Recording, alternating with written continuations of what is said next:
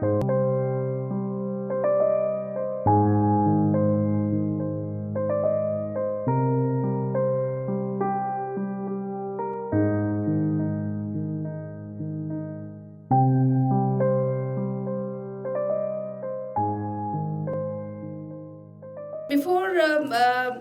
I start with my conversation with Emma, I'll just read few lines from her book, Set Free, uh, a life-changing journey from banking to Buddhism in Bhutan, which got published recently and is already making rounds of talk.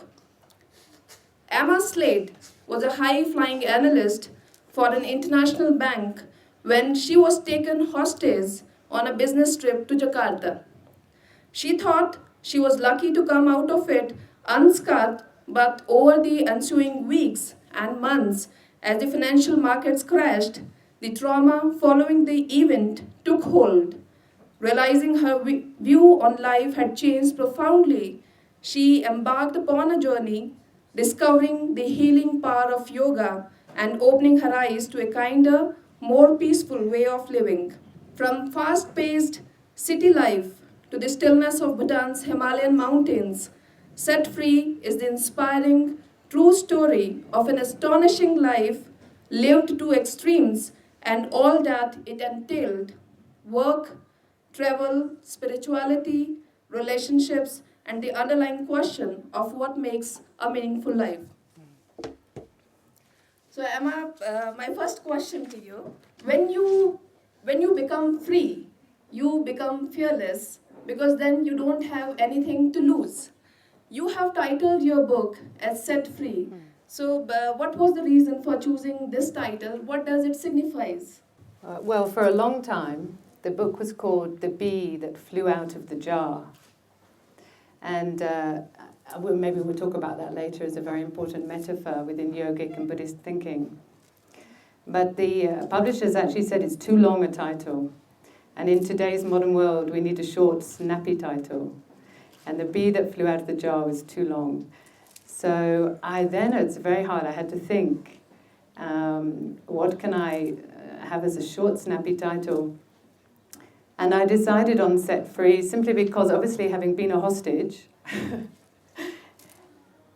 then experienced escaping from being a hostage, this is one very clear sign of achieving freedom. But obviously we know that freedom really is a state of mind. And we know that the mind is trapped by its repeating negative mental habits. So obviously in becoming a Buddhist nun, having this wonderful opportunity in Bhutan, I did feel as if I was being set free, beginning to be set free from those negative mental habits with the help of my Lama. The final point about the title is the word set. Actually, in English, when we use the word set, it's for something which is set in place. And it's not so emphasized in the book, but originally the book had more reference to my childhood and the calling to Buddhism I felt at a very young age. So in some ways I feel my path was set, but I just have to find it. I had to join it.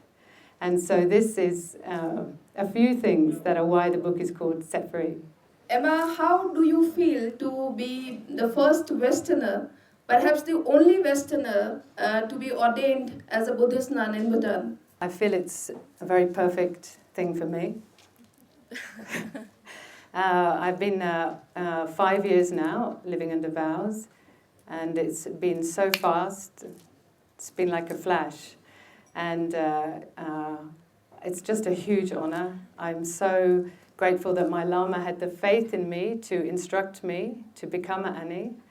And it's just, what can you say? When you find the right thing to do with your life, then things really can happen. Ani, tell us something about your charity, Open Your Heart to Bhutan. When was it established? In what particular areas it work? And how does your past experience of being a banker helping you in managing or running your charity? Okay, so I think a lot of you know, and we may refer to it later, that many monastics do the 440,000 preliminary practices of Nungdro. Yeah? And this is an intense practice designed to free you from your own selfishness. And it's a very powerful practice. It has 4 components: 110,000 prostrations, 110,000 Vajrasattva mantras, 110,000 mandalas, 110,000 Guru Yogas. And the third of these practices, mandalas, is an offering practice. Yeah, you make many, many mandalas with rice and wheat and wash them away with saffron water. Offering, offering, offering, never holding, washing away. Offering, washing away. Offering, washing away, like this. And this, when I was doing this practice, maybe some small part of my selfishness went, maybe a small part, and I thought, you know what, I need to act. I need to put my wish to be a compassionate and less selfish person into action. I don't want to just say this stuff. And it coincided with me spending more time in rural parts of Bhutan, seeing circumstances and meeting children I hadn't been aware of up until then. And those were 2 key elements. And then the third element, is that I remain a determined and energetic person. I remain highly analytical from my background in banking, and I remain very confident at making things happen. So these qualities now that were used maybe for more selfish reasons in the beginning, they're now very helpful for the charity because they give me their skills and the determination to really be very ambitious with how many children I would like to help. Emma, what motivated you to work for differently abled children? Any specific incident which inspired you or which motivated you to work towards this cause?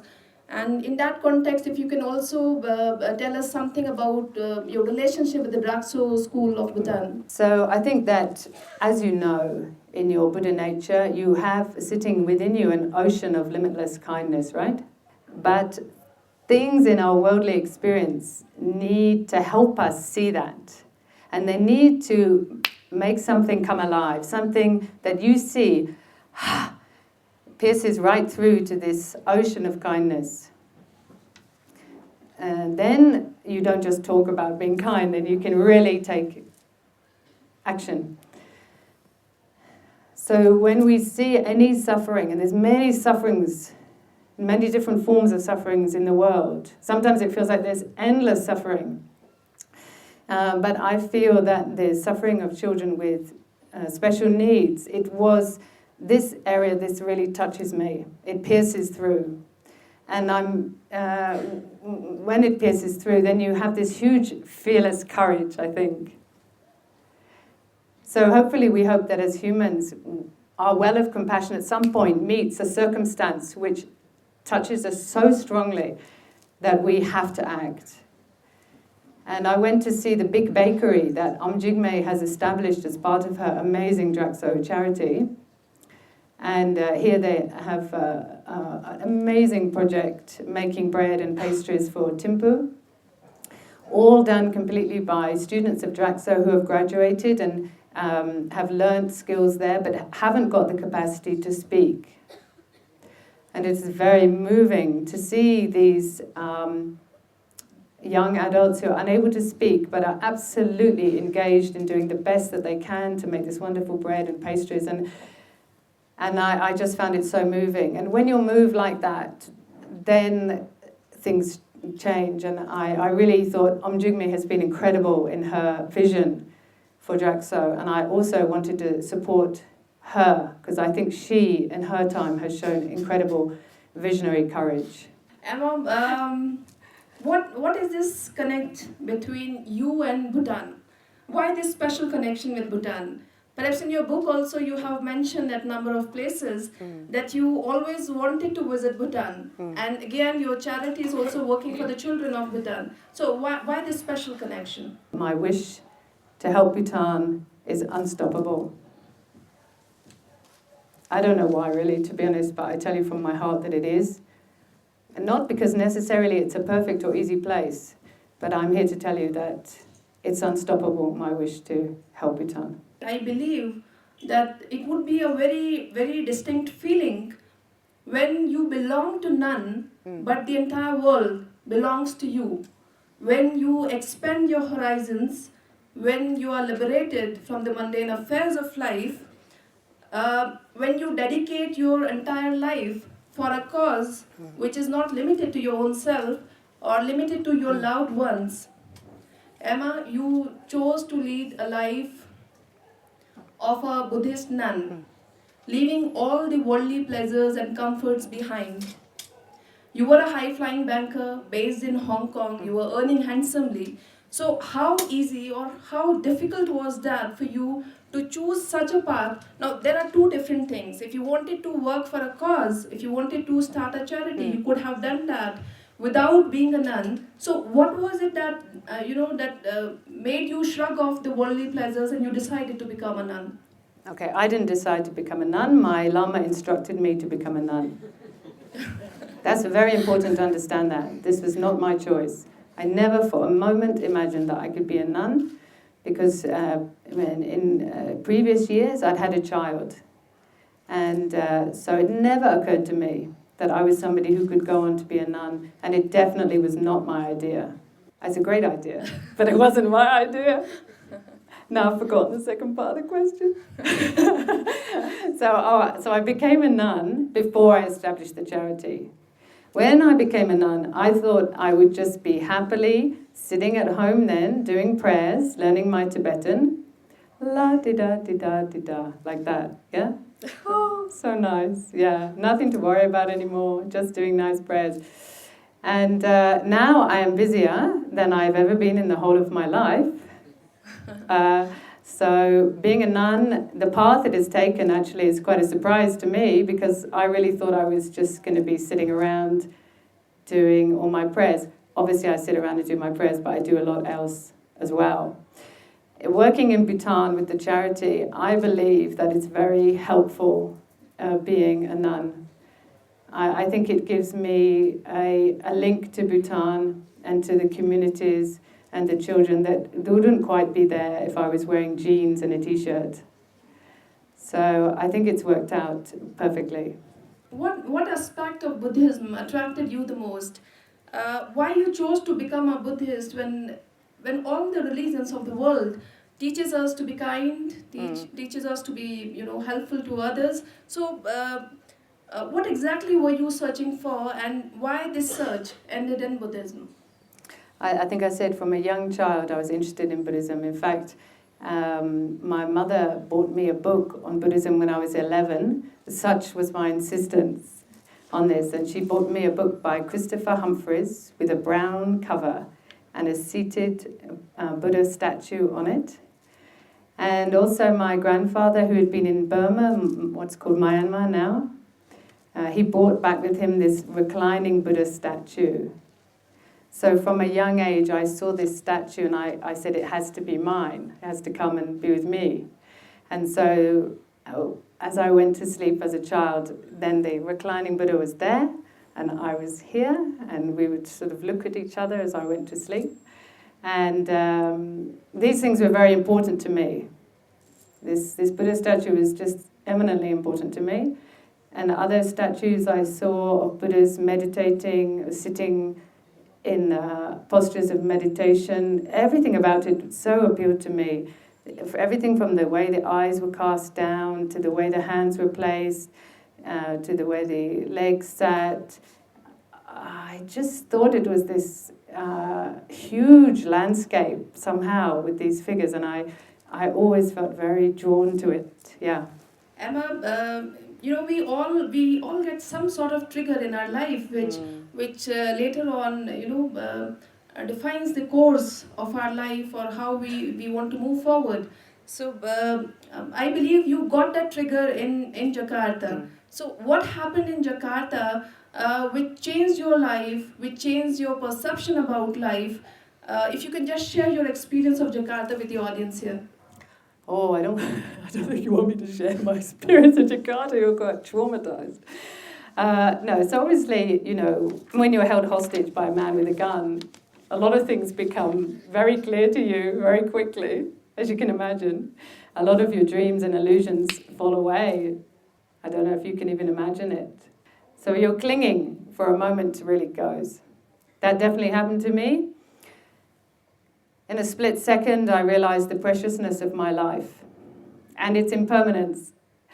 And I also felt a huge sorrow that I had done nothing that meaningful with my life yet.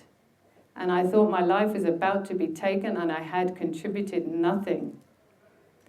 It was a huge feeling of tiredness overwhelmed me, that I was leaving so soon, having done so little. So there was that. But the most surprising thing about Jakarta, which I've attempted to write about in the book, actually was the feelings that I had for the man who had held me hostage, who I'm sure you realize, you know, in a comic book would be like the baddie. But when I escaped, and how I escaped is in the book, and I'm not going to tell you now. You have to buy the book. I escaped, physically anyway. I don't know about mentally, but... And the police and the army, they were very pleased that I'd escaped, obviously, and they were very, very happy that they had taken the man, you know, they had the man in their hands now. And so after I'd given all my statements and they'd shown me some of the extra weapons that he'd had with him that I hadn't been aware of, because he actually had 4 serrated knives tucked into the top of his trousers, which luckily I hadn't seen. They came to show me a photograph of him. And this moment was very powerful for me, and it's in the book, and I'm going to share it with you now. And if my English is too difficult, just relax, and it'll be over soon. I sat there, quite still, behind the table, looking at the photo I was holding. It was a little bigger than my palm. All it had in it was one man, his head slumped, hanging from his punched-out body, held there in the crease between the wall and the floor. I couldn't stop staring at the photo at the end of my hand. If he wasn't dead, he was in prison. I did not understand. How had our lives come to this? How had our paths brought us together to end in this way? The sorrow I felt was overwhelming. He has to be okay, I thought. My eyes were still with his body in the photo, but inside I was pleading for reassurance that this broken man was going to recover, that his suffering would only be temporary. I was no longer hearing what the policeman was saying. But why?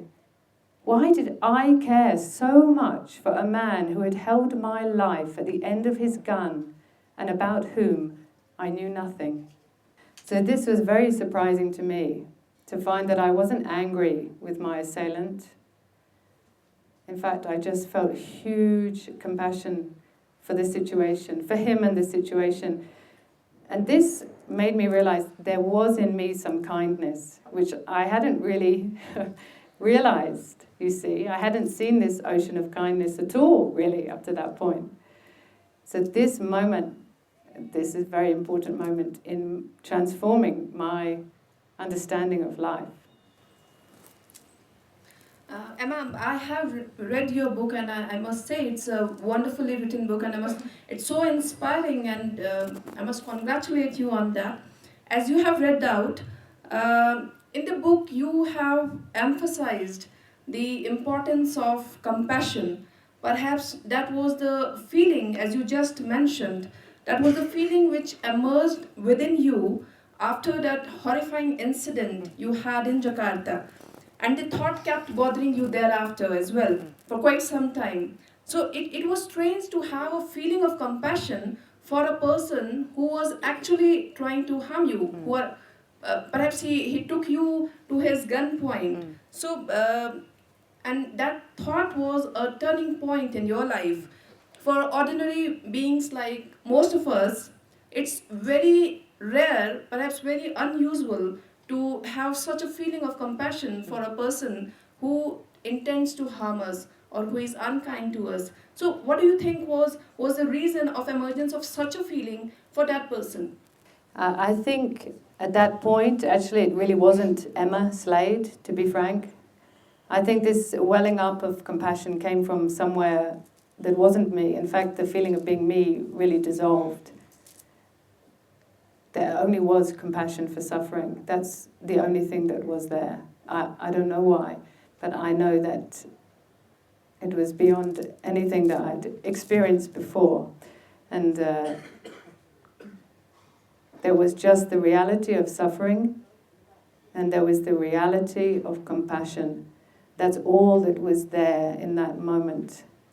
That's incredible, Emma, to have such a feeling for a person who is actually harming you.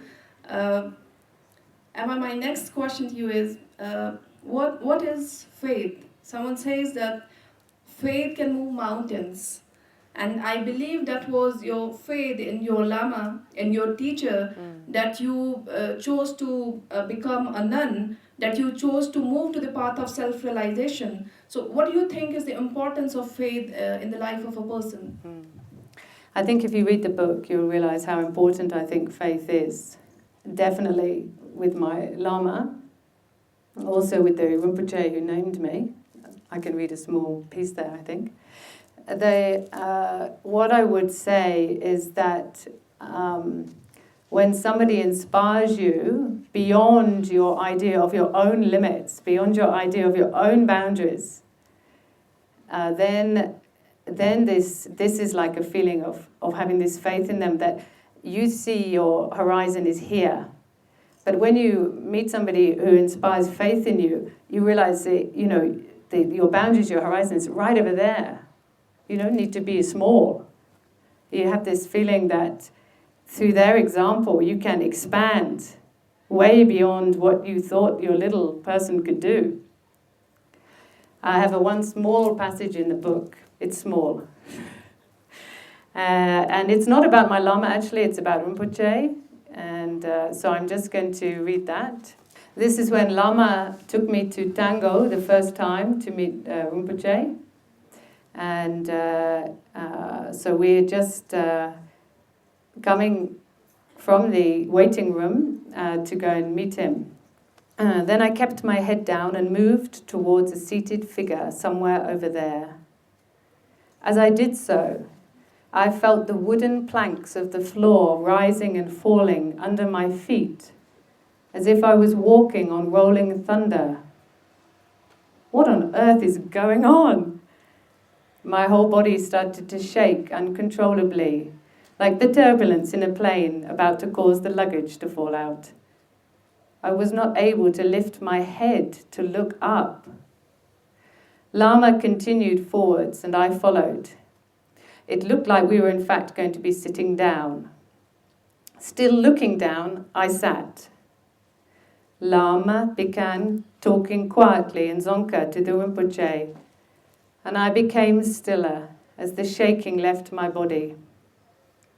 As Lama talked, I was able to look up and see a young man sitting in bright yellow and red robes with round glasses. There he was, something extraordinary in a human body. I would have sat beside him forever. That's the feeling. That's the feeling. Emma, being a working mother myself, I understand that it is not an easy job to take care of a child, especially a young one, while you take care of other responsibilities in your life. And I'm sure all ladies present here would agree to me on that. No offense to the gentlemen though. So in such circumstances, wherein you didn't have a source for a secure future, wherein you didn't have a partner for support or to taking the responsibilities, how did you carried out this dual responsibility of focusing on Buddhism. First, initially, the compassionate practices of Buddhism which you were doing, and thereafter, the more difficult ones, Ngondro practices. As we understand, meditation requires utmost concentration, and at times it demands continuous sitting for us. So how did you manage at that point of time when the child was young, and now as well when you have to take care of the child, you have to practice your Buddhism practices, and you have to work for your charity as well. So how do you manage all this? Well, as I said, this is why you need a teacher. This is why you need a teacher who shows you how much greater you are than you think. A teacher who shows you that the obstacles that you think are solid are not. Because the thing that holds us back from having many, many arms is this feeling that we are bounded by the obstacles and the limitations. I can't do that. I can only do that. But as you practice and as your mind expands, then this kind of thinking, it changes.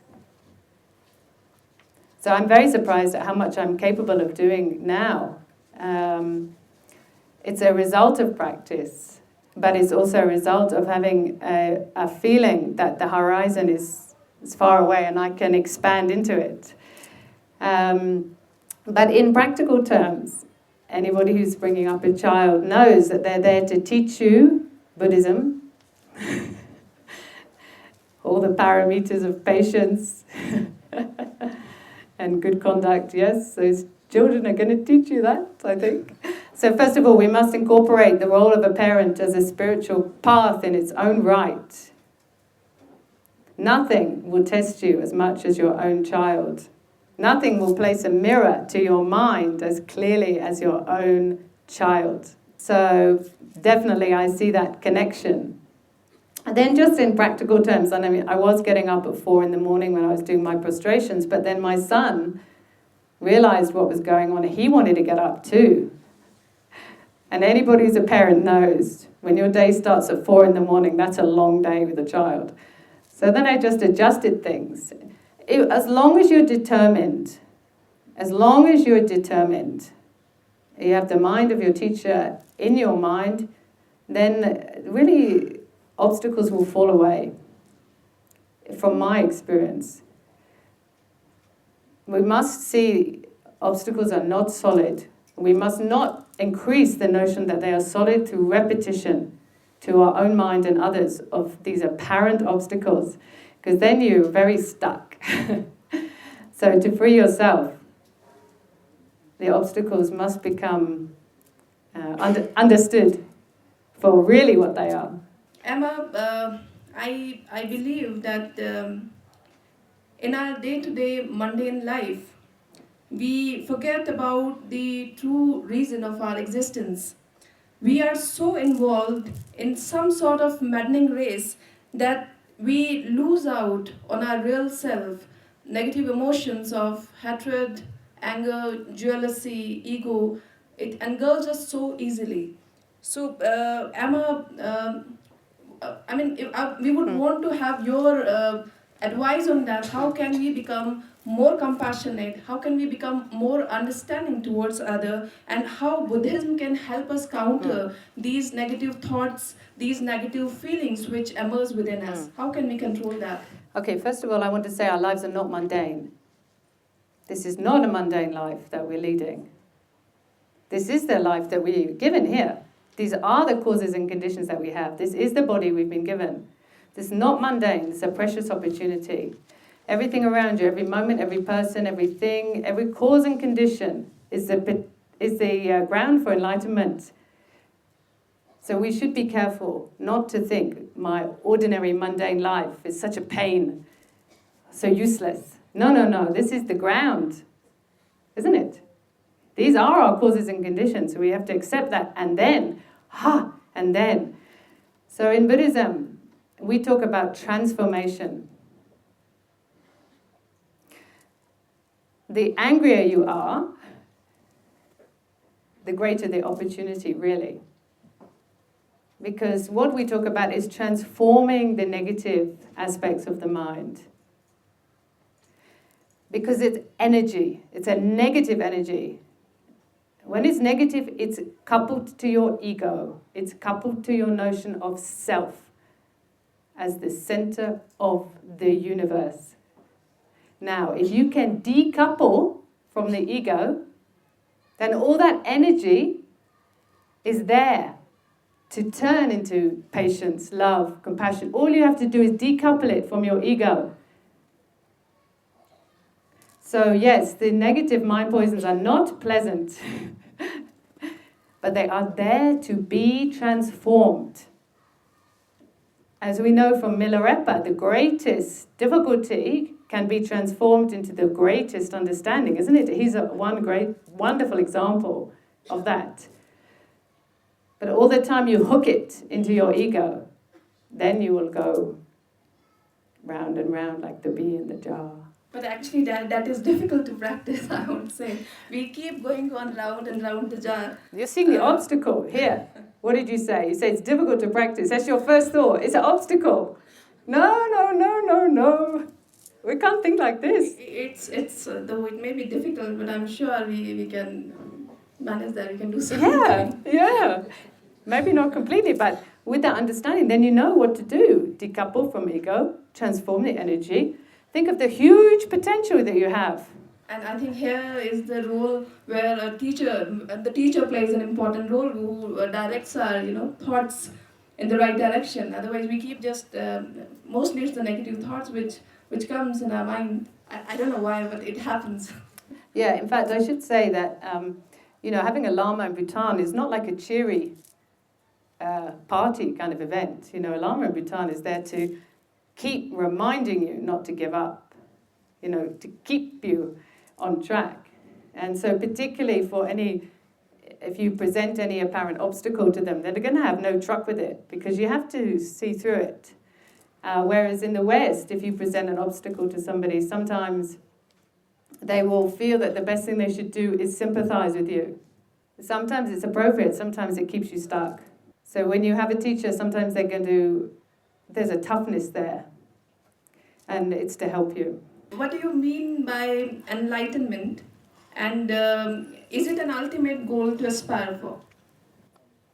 So, the whole notion of the word enlightenment is theoretical in the sense that I haven't experienced it.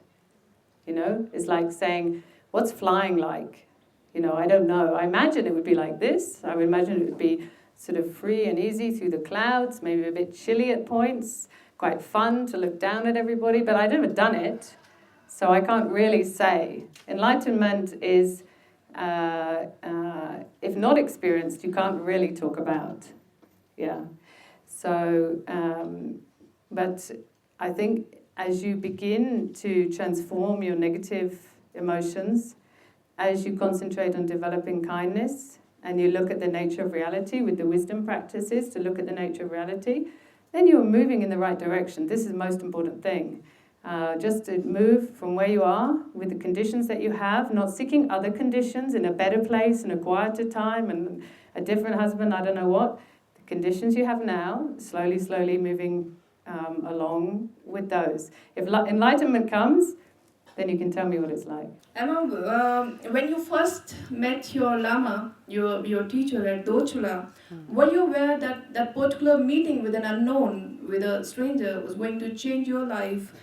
And while reading the book, I realized that you didn't took much time to decide on the call of your Lama when he asked you to become a nun. So did you realize that time that you were choosing a difficult path, a path which is full of restrictions, which will be full of, you'll have to lead a very disciplined life, and you'll be not having any more the comforts of the world, and and of course you will be leading a life of a celibate thereafter. Of celibate, did you say? You said yes, the word, yes. Okay. All right, so first of all, you have to understand, I think that I'm very happy to be a nun. This is a freedom and not an imprisonment. Vows are freedom. What traps people is the desire. I want it, I don't want it, I want it, I don't want it, I don't want it, I don't want it. Oh, my, so tiring, yeah. So actually to take the vows is not giving up very much, really. And what you gain is enormous. And I think that's very hard to see maybe from the outside, you know. And if you had asked me to do it when I was 20, probably I couldn't have. But having lived a life, having had a big career, having had relationships, having sought happiness through many different doors and not found it, then I knew that wasn't the way for me. And so what to give up? You know, what really was I giving up? And so when Lama said, now it's time for you to change your dress, I just felt amazement that he had the faith in me to be an Annie. I just felt overjoyed. It was like a huge shedding of all these things which had caused such confusion in my life. There's a chance to step out of confusion, and it's proved to be that. When I met my Lama, obviously I didn't realize that he was going to be my Lama, but it was a very profound meeting. Particularly the sound of his voice was like something I just would have wanted to hear forevermore. It's something very powerful when he spoke.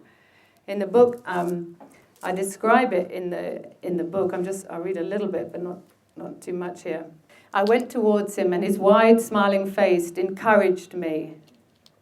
I said hello, as the Bhutanese greeting of Kuzusambola still evaded me at that point. He answered, and a powerful thing was suddenly set loose. I have heard the sound of an arrow pierce the air in an arc before landing, going straight to the point. It was like that. So even now, I have nothing to say to my Lama. I have nothing particular I have to say, but sometimes I'll call him just to hear his voice. Whatever he says, his voice alone gets me back on track. Well, not that I really lose my track, but you know what I mean. Because it's like this archery that you play, this huge arcing arrow that comes and just goes. Emma, you have both been a practitioner of yoga and meditation. Will you tell something about these two aspects and how they influenced your life? Perhaps they were instrumental in calming your mind initially when you were a little bit, clueless. Not absolutely clueless. About your life. So, how did it help you? Okay, so what I found is when you give things up, if you can have the courage to give anything up, and you give yourself a moment, a pause, you create a pause, and if you can, something may come in there that comes to help you at that point. And that was like me. When I gave up my big career with my flashy suits and I don't know what to do. I had the courage to wait, to take a pause. I didn't jump into anything else. I said, I don't know. I don't know now what to do with my life. I just took a pause. And in that time, I ran into yoga, somebody doing yoga. And it's described in the book. It was a very profound moment for me. And yoga has been with me ever since. There's no real distinction between yoga and meditation, really. The word yoga, and I'm sure my colleagues here and friends here from the Indian Embassy know this much better than me. Yoga, I believe, means to be in union with, in connection with. And so it's usually seen as in connection with the part of you which is totally realized. So if this is the definition of yoga, you can see that meditation is one path to that. It's not the only path. And so we usually call Milarepa a yogi, right? Or the Mahasiddhas, the yogis. Yeah. So yoga is to be in union with the greatest, highest, completely free of ego, part of you, which is there. Whether you like it or not, it's there. Emma, just to tell you, we have actually a number of our friends, Bhutanese and Indian friends. They religiously do the yoga practices at our cultural center in the morning. So I hope people will admire now the more importance of yoga and meditation in life after Annie has spoken about it. What are your teachings for everyday living which you would want to share with us? How can Buddhism be practiced in our day-to-day life? Okay, I'm just going to say a couple more things about yoga. Just in reference to the book, you'll see in the book that the first principle of yoga, according to Patanjali, is ahimsa, which I probably don't even say right. Yeah, this is the principle of non-violence, the capacity to step away from violence. It's actually not compassion. It's a practice of refraining to control the upper layers of the mind. Yes? I talk about this in the book. To me, this is a very essential aspect of yoga, and it's a very essential aspect in which yoga, originating from North India, connects very much to eventually to compassion practice in Vajrayana Buddhism. Then also in the book, there's a diagram of the way yoga views the whole of what it is to be a human being, which is in 5 sheaths called koshas. And the diagram is in the book. And I truly believe that as you consider yourself as a human being beyond just a physical body with blood and nerves and the need to eat, as you seek to know more about what it is to be a whole human, that diagram and that philosophy is very, very helpful, I think, when we begin to look at these questions. According to the yogic model and according to the tantric model, there are 3 layers of mind: gross mind, subtle mind, and very subtle mind. In terms of bringing Buddhism into our daily life, it's good to have that framework to refer to. So you can say the gross mind, the coarse mind, is churning with these negative poisons, very dualistic in nature, very ego-centered, therefore very likely to cause harm to ourselves and others. So first of all, we should learn to be able to manage that in order to cause less and less suffering to other beings. Okay? And that's very easy to practice on a day-to-day level, because people around you will give you lots of opportunity to act unwisely, you'll find. You know, people in the office will give you many opportunities to see the possibility you have for being angry. So training the gross level of mind so it's less harmful and more peaceful can be done by everybody, and really has to be done before you can make much more progress. Forcing yourself to meditate for 20 minutes a day when the rest of the time you're blowing up at your work colleagues doesn't really make sense. So as I say, I think you have to start where you are, training the upper levels of your mind to cause less suffering. And then from there, other practices can grow after that. Emma, so what next now?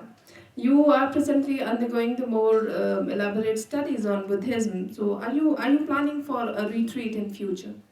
Well, first of all, I'm dedicated to helping Draxo some more at this point. Very quickly, highly efficiently, in the minimal amount of time that I can do it. That's my first goal. Yeah, I'm studying some of the philosophical texts of Buddhism at the moment, but my Chökyi, my classical Tibetan, needs some work, so I still have to do that. And eventually, yes, the plan is I go for Losum Chusum. That's my understanding. And so for the long retreat. But I truly believe that the power of that retreat and what will manifest from it will be far greater if I have absolutely dedicated my life to helping in Bhutan significantly prior to going into retreat.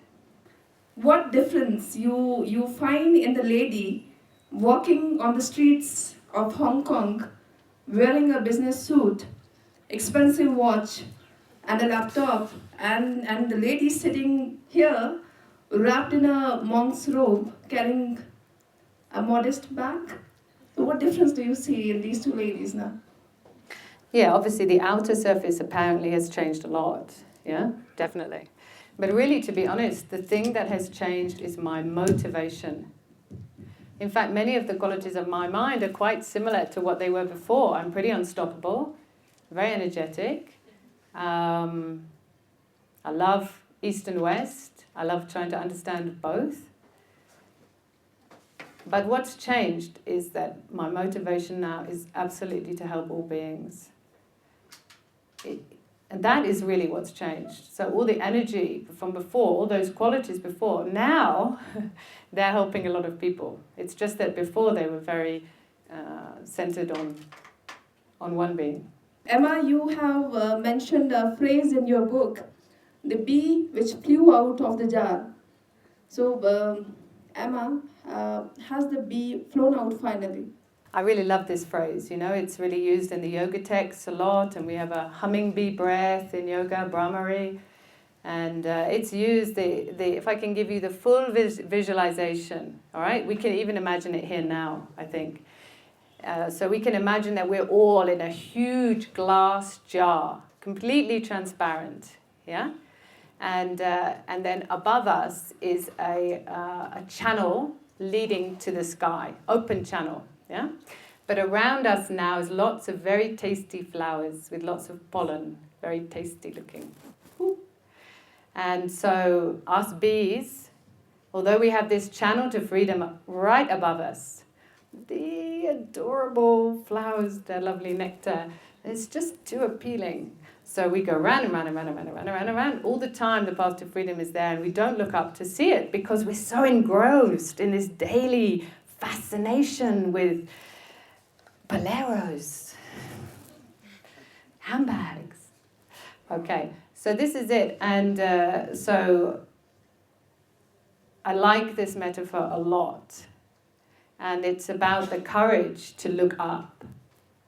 You don't have to make the path is sitting there, but you do have to look up, and then you have to let go of this circling around these tasty flowers. I will tell you one more thing though, is that very extraordinary. So I started to write the book in April of 2015. And then, let me see, I was finishing the book in around September, October in England. And downstairs, I'd be doing my mandalas still, hundreds and hundreds of mandalas, wrong hand, hundreds and hundreds of mandalas. And when I needed a break, I would go upstairs and write more of the book. And so one day, late September, I went upstairs to write more of my book. It was near the end at that point. And I came downstairs, and the whole of my downstairs room was filled with bees. Like a swarm of bees that had come from I don't know where. Hundreds of bees were downstairs in my house. I'd left the doors open, yeah? It's the wrong time of year for bees entirely, right? So I go to check with my neighbour. Have you got any bees in your house? No, we haven't got any bees. I go check my other neighbour. Have you got any bees in your house? No, haven't got any bees. There's a massive, massive swarm of bees. Anyway, so I had a lot of people round. None of them could understand where these bees had come from or why they were there at that time of the year. And so they tried to get them out of the house. And they thought they had succeeded, and that was absolutely fine. And so I went to sleep that night and everything. And then came down in the beginning of the day, and the bees were back. The bees were back. So it was very extraordinary. So then I phoned Lama. I said, Lama, there's hundreds of bees in my house. Oh, what's going on? Nobody else has any bees. And in his unique way, he says, your compassion now is being tested. You must give the bees your house. Thinks I. Okay, give my house to the bees. Now, how am I going to get a cup of coffee? All right, okay, so I did that. I did nothing about it. So I carried on doing my mandala practice downstairs with hundreds of bees. I'm doing all these prayers, hours after hours, mantras after mantras. All these bees are swarming around me. They never came anywhere near me. They just left me alone. And I just carried on like that. And then eventually, one day, as I was doing all my prayers, these hundreds of bees, they just all came and died right by me. And I left them there. And I have some photos of them. There's hundreds of these bees. And they just all came one day and died by me. And I just tell you that because actually personally that experience was quite interesting at that point, just as I completed the book. After our today's talk, I just feel that if all of us, we do our own little bit towards this world, it can be a better place to live in.